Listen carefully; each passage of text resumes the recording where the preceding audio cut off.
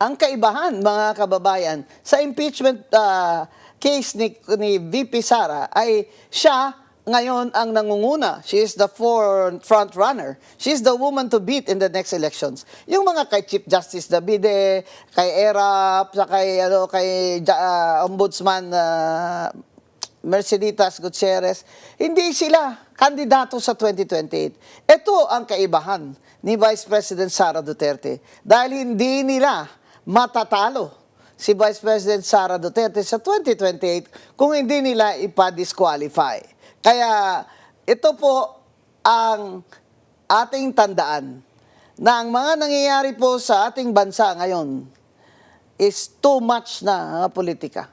Ang nagdi-demand ngayon ng mga tao ay isolve nyo ngayon itong aming kahirapan. Isolve nyo ito, inflation na ito. Hindi namin kailangan yung yung mga show nyo dyan sa House of Representatives. Yung pasikat nyo dyan, hindi namin kailangan yan. Isolve nyo ang gutom ng Pilipino dahil more than 50% of Filipinos, or that means maybe 60 million Filipinos, are already hungry. Kaya yung impeachment process na ito ay talaga pong political ito. Ang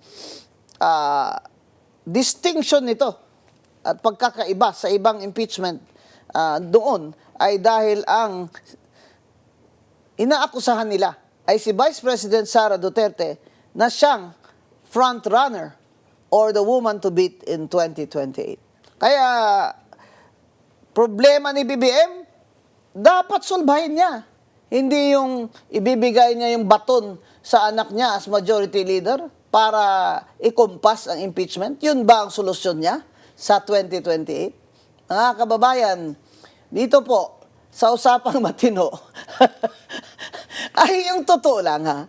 Ang usapan dito, wala akong sasabihin nyo si Atty. Guanzon, bias kasi, ay lahat naman po na sinabi ko sa inyo ngayon ay may basihan.